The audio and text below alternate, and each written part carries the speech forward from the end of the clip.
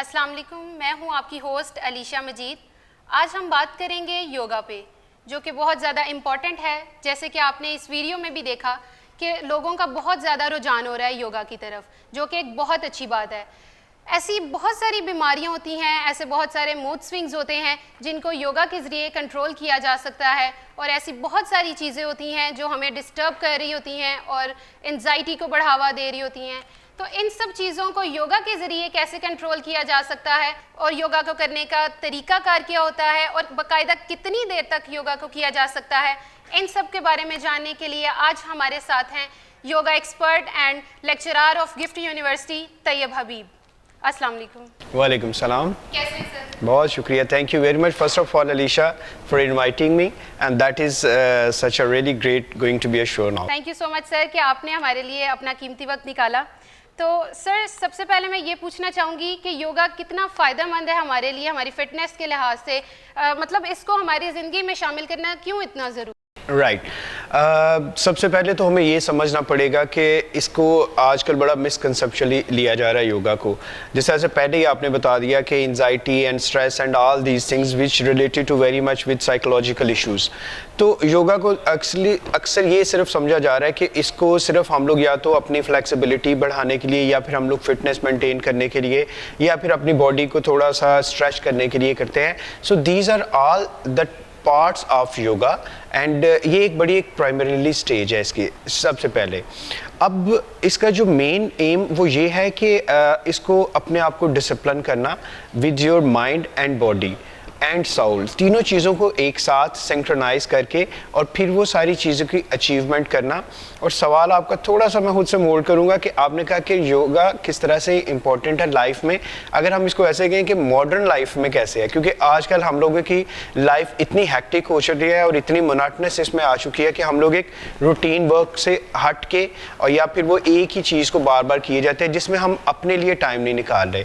अपने लिए टाइम निकालने से मतलब ये है कि ना अपनी आप फिजिकल फिटनेस के हवाले से समझ रहे हैं चीज़ों को, ना फिर हम लोग अपने मेंटली अपने उसके ऊपर कुछ काम कर रहे हैं। तो योगा को अगर हम लोग किसी तरीके से प्रैक्टिस करते हैं तो दोनों चीज़ों को पैरेलल साइड पे लेके चलता है। हमारी बॉडी जो फिटनेस है वो भी मेंटेन रहती है, और इसके साथ साथ हमारे जो मेंटली जितने प्रॉब्लम्स हैं, जो जितने डिसऑर्डर्स हैं, इनको कम करने में काफ़ी ज़्यादा। और सबसे मज़े की बात यह है कि मेडिकेशन के अलावा हम लोग अपने आप को फिजिकली और मेंटली तौर पे फिट रख सकते हैं through yoga. So that is a good news for everyone. ठीक।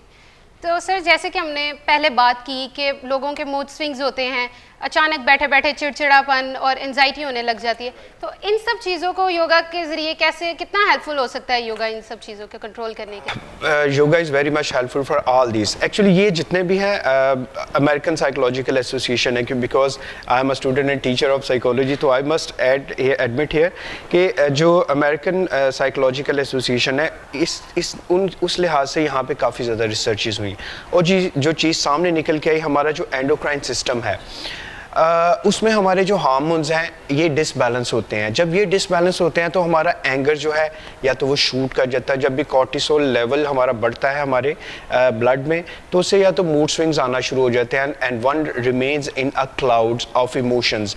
लाइक उसमें एंगर को कंट्रोल नहीं कर सकता, अपनी स्ट्रेस को मेंटेन नहीं कर सकता, उसका एंजाइटी लेवल जो है वो बढ़ जाता है, और उसके बाद डिप्रेशन जो है ये भी आता है, और मूड स्विंग्स आते हैं। तो जिसकी वजह से वो अपनी जो रूटीन के काम हैं उससे उसके पे एडवर्सिव इफेक्ट्स आते हैं, चाहे उसकी मैरिटल लाइफ है, चाहे उसकी सोशल लाइफ है, चाहे उसकी जो एजुकेशनल लाइफ है, या फिर उसकी जो नॉर्मल प्रोफेशनल लाइफ है। तो आप देखें कि योगा को अगर हम लोग डेली प्रैक्टिस करते हैं तो इससे ये होता है कि हमारे जो एंडोक्राइन सिस्टम्स हैं उनको ये कंट्रोल करता है। जहाँ पे जितनी ज़रूरत होती है उन इमोशंस को वो उस तरह से बैलेंस करता है, और तो जिस्म में जितना मेटाबॉलिज्म सिस्टम है वो बैलेंस आना शुरू हो जाता है। तो इसको प्रैक्टिस करने से ये चीज़ें जो हैं वो मेंटेन होती हैं, और आपका सवाल stress, anxiety, depression and all these things, वो सारी फिर जो है वो मेंटेन होना शुरू हो जाती है। जी बिल्कुल, जैसा कि सर ने बताया कि बहुत इम्पॉर्टेंट होता है हर लिहाज से बॉडी को फिट रखने के लिए, डिप्रेशन और एंजाइटी को ख़त्म करने के लिए। एक और चीज़ सर कि योगा की प्रॉपर एक्सरसाइज होना और इसकी ट्रेनिंग करते रहना, ये कितना ज़रूरी है फिटनेस के लिए?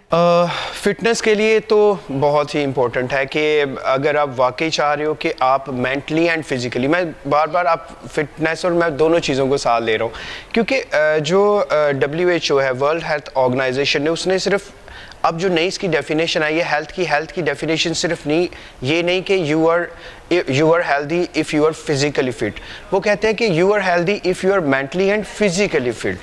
तो इट मीन्स योगा दोनों चीज़ों को यूनाइट करता है। तो अगर जहाँ पे आप फिजिकल फिट हो वहाँ पे आप मेंटली फिट हो, क्योंकि अगर एक इंसान बहुत अच्छा फॉर एग्जांपल बॉडी बिल्डर है लेकिन उसके इमोशंस कंट्रोल नहीं है, इट मीन्स के वो नथिंग, उसके इमोशंस पे कंट्रोल नहीं है उसको, तो वो जितना भी बड़ा वो जादूगर भी होगा तो उसके लिए मसला हो जाएगा।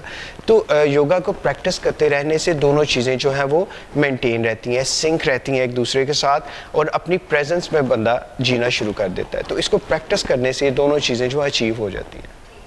सर एट लास्ट आखिरी सवाल ये कि बहुत सारे लोग हैं जो योगा सेंटर्स, स्पेशली खवातीन, तो ये योगा सेंटर्स नहीं जा सकती, राइट, तो इनके लिए क्या एक्सरसाइजेज और टेक्निक्स हैं जो ये इजीली घर बैठे कर सकते हैं? राइट, इसका जवाब मैं उन्हीं को देना चाहूँगा। उसमें देखिए सबसे पहले बात यह है कि जो योगा और दूसरी एक्सरसाइजेस को हम लोग अगर डिफ्रेंशिएट करें तो सबसे इसमें मज़े की बात यह है कि for yoga you don't need any kind of heavy equipments. मतलब आप घर में ही अगर आपके पास योगा मैट है तो दैट्स वेल एंड गुड।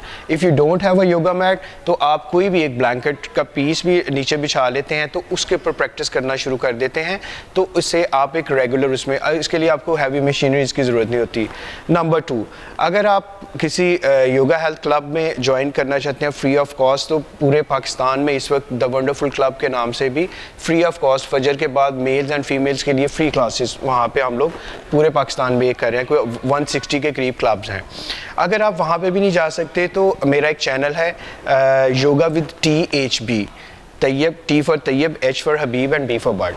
तो योगा विद THB यूट्यूब पे अगर आप इसको सब्सक्राइब कर लेते हो तो डेली बेसिस पे आप लोगों को योगा के हवाले से different exercises mentally and physically दोनों तरह से मिल सकती हैं। और ज़्यादा मज़े की बात है स्टूडेंट्स के लिए मैं डिफरेंट उसमें टेक्निक्स बताता रहता हूँ योगा की, मेंटली एंड फिजिकली, कंसंट्रेशन के हवाले से, मेमोरी के हवाले से और फिजिकली। और जो वीमेंस हैं उनके लिए अलहदा से हैं, जो मेल्स हैं, जो प्रोफेशनल्स हैं उन लोगों के लिए अलहदा से, तो वो भी आप वहाँ पे भी उसको जाके प्रैक्टिस कर सकते हो। तो इसका सबसे बड़ा फ़ायदा तो ये है कि एक कमरे में रहते हुए अगर आप चार दीवारी से बाहर नहीं भी जाना चाहते, वैसे तो जाना चाहिए, पार्क्स में जाना चाहिए, रेगुलर एक्सरसाइजेस करने चाहिए, जॉगिंग करनी चाहिए। लेकिन अगर किसी तरीके से कोई रिस्ट्रिक्शंस आए या किसी वजह से नहीं जा सकते तो दो मैंने आपको चीज़ें बता दी। एक तो यूट्यूब को आप, मेरा चैनल जो है उसको आप कर लीजिए, उसको डेली बेसिस पे आपको चीज़ें मिल सकती हैं वहाँ से। तो सर एक दो टेक्निक्स अगर आप बता दें। Yeah, sure. For that I need a yoga mat और right. तो अब हम लोग जो जिस तरह से अलीशा आपने सवाल किया था कि स्ट्रेस या एंजाइटी में जब हों हम लोग तो उसको हम लोग किस तरह, क्योंकि इसमें तो प्रॉपर एक योगा की प्रैक्टिस है, उसको तो क्योंकि due to shortage of time हम लोग वो तो नहीं परफॉर्म कर सकते।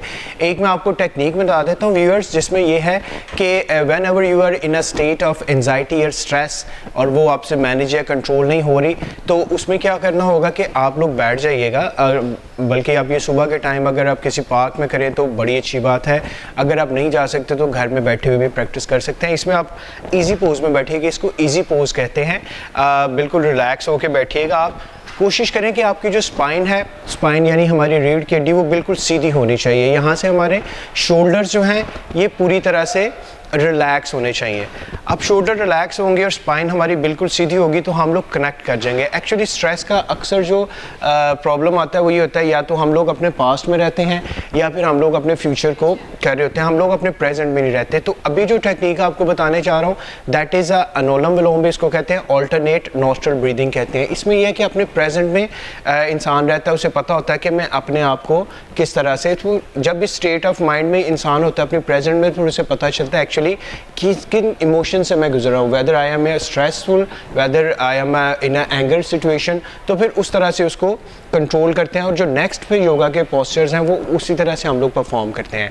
तो इस स्टेट ऑफ माइंड में आप अपने प्रेजेंट में रहना सीखने की कोशिश करोगे और एक्चुअली आपको इमोशन सीखने की कोशिश करोगे, एक्चुअली कौन सा इमोशन है जो इस वक्त आपके साथ चल रहा है, फिर उसके मुताबिक आप अपने नेक्स्ट जो योगा की प्रैक्टिस है उसको स्टार्ट करते हो। तो इसके लिए आप लोग बैठोगे यहाँ पे और अपनी दोनों आंखें बंद कर सकते हो। अपनी हाथों को भी हम लोग इसको मुद्रा कहते हैं, इसको अगर हम बनाते हैं तो स्टेट ऑफ कॉन्शियस, यानी कि हम अपनी प्रेजेंट में फील करते हैं अपने आप को। यहाँ पे इसको ऐसे मिलाने के बाद अपनी आंखों को बंद रखिए और रिलैक्स रहिए। कोई हम लोग सांस नहीं लेंगे, जो हमारी नेचुरल ब्रीदिंग है उसको ऑब्जर्व करेंगे और सांस हमेशा हम अपने नाक से इनहेल और एक्सहेल और इसको सुनने की कोशिश करेंगे अपनी सांस को, इसके ऊपर यानी पूरी तवज्जो रखेंगे। अगर हमारे जहन में किसी किस्म का कोई सवाल आ भी रहा है या किसी किस्म का ख्याल आ रहा है तो उसको आने देंगे, उसके साथ हम लोग नहीं उसको रोकेंगे या उसके साथ उसका पीछा नहीं शुरू कर देंगे। सारे का सारा फोकस हम लोग अपने ब्रीदिंग पे रखेंगे, किस तरह से इन एंड आउट हो रहा है। इसको आनापाना के नाम से भी जानते हैं कि किस तरह से इनहेल और एक्सहेल हो रहा है, ताकि हम लोग अपने प्रेजेंट को सीखें, में रहना सीखें। तो देखिए मैं कोई फोर्सफुली ब्रीदिंग नहीं कर रहा, नेचुरल ब्रीदिंग है मेरी जो इन एंड आउट है। स्पाइन बिल्कुल सीधी और शोल्डर बिल्कुल रिलैक्स।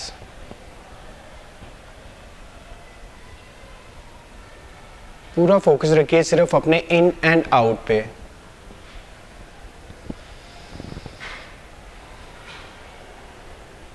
क्योंकि हमारे पास इतना ज़्यादा टाइम नहीं कि हम लोग सारा इसको वो कर सके, तो आप कोशिश करें इसको 2 मिनट तक बैठने की कोशिश करें, फिर 3 मिनट तक ले जाएं, फिर 5 मिनट तक ले जाएं, फिर 10 मिनट तक, और आप देखेंगे कि आपके जो जहन में एक्स्ट्रा जो भी थॉट्स आ रही हैं, जिसको मंकी थॉट्स कहते हैं, एक थॉट्स के बाद दूसरी, दूसरी के बाद चौथी, तो वो आना रुक जाएंगे और आपको बिल्कुल काम एंड कूल हो जाएंगे। इसके बाद आपने जो नेक्स्ट स्टेप करना है, इसको हम ऑल्टरनेट ब्रीदिंग कहते हैं। जब भी आप समझें कि आपका ब्लड प्रेशर हाई हो गया है, एंगर बहुत ज़्यादा हो गया है, स्ट्रेस मैनेज नहीं हो रहा, पैनिक अटैक्स आना शुरू हो गए हैं, तो आप क्या करें कि ऐसे अपनी ये वाली थंब से अपनी राइट नॉस्ट्रल को बंद करें ऐसे, और इसको इनहेल करें अपने लेफ़्ट वाले नॉस्ट्रल से। अब 2 से 3 सेकंड के लिए इसको होल्ड करेंगे और फिर ये वाले जो अपनी रिंग फिंगर है इसके साथ इसको क्लोज करेंगे और फिर इससे हम लोग सांस को बाहर निकालेंगे। फिर इसे सांस जहाँ से हम लोग इनहेल करेंगे राइट साइड से और इसको क्लोज कर देंगे और फिर इन दोनों को हटा के यहाँ से रिलैक्स करेंगे, यानी कि ऑल्टरनेट नॉस्ट्रल ब्रीदिंग है। जिस नॉस्ट्रल से हम लोग सांस ले रहे हैं वहाँ से हम लोग नहीं निकालेंगे बल्कि दूसरे वाली नॉस्ट्रल से। इससे ये है कि हमारे जो ब्रेन में जब ऑक्सीजन प्रॉपर तरीके से नहीं पहुँचती तो उस वजह से हम स्टक हो जाते हैं, तो एकदम से डिसीजन मेकिंग नहीं होती, इनडिसाइसिवनेस की तरफ चले जाते हैं, एंगर ज़्यादा बढ़ जाता है या फिर हम लोगों को अपने इमोशंस पे कंट्रोल नहीं रहता। तो ये वो 2 एक्सरसाइजेज हैं जो आप किसी भी वक्त कर सकते हैं। बस ख्याल रखिए कि खाना खाने के फ़ौरन बाद ना कीजिए, खाना खाने के 1-1.5 घंटे का ज़रूर वक्फा रखें। और मॉर्निंग में अगर आप करते हैं या आपको इंसोम्निया का प्रॉब्लम चल रहा है, शाम को सोने से बेड पे जाने के पहले अपने बेड पे बैठे हुए ये करें तो you will feel with in 15 days के आपकी खाने की, सोचने की, फ़ैसला करने की सलाहियत, स्ट्रेस को कंट्रोल करना, एंगर को मैनेज करना, ये सारा आप आहिस्ता आहिस्ता सीखेंगे। जो आप इसकी प्रैक्टिस बनाएंगे उसी तरह से आप इन चीज़ों को कंट्रोल करना शुरू कर देंगे। कोशिश करें कि मेडिकेशन के बजाय मेडिटेशन की तरफ आएँ। तो योगा में मेडिटेशन है जिसमें आप अपनी कॉन्सेंट्रेशन को बेहतर रख सकते हैं। तो ये 2-1 चीज़ें तो मैं चाह रहा था आप लोगों के साथ शेयर करूं। अगर आपने प्रॉपर ज्वाइन करना है तो योगा विद THB को आप ज़रूर, जो मेरा यूट्यूब चैनल है उसको करें। उसके ऊपर डेली बेसिस पे आपको नई नई टेक्निक्स अपनी फिजिकल एंड मेंटली किस तरह से मेंटेन करना उसके ऊपर हम लोग बात करते हैं। सो much sir for joining us और हमें योगा की इतनी टेक्निक्स और एक्सरसाइजेस बताने के लिए। Thank you very much Alisha and team for inviting me, and that was really a very great time with you people. Thank you very much. Sir के YouTube channel को ज़रूर सब्सक्राइब करें, yoga with THB, और कोशिश करें कि ज़्यादा नहीं तो एटलीस्ट 5 से 10 मिनट ज़रूर योगा को दें। Thank you.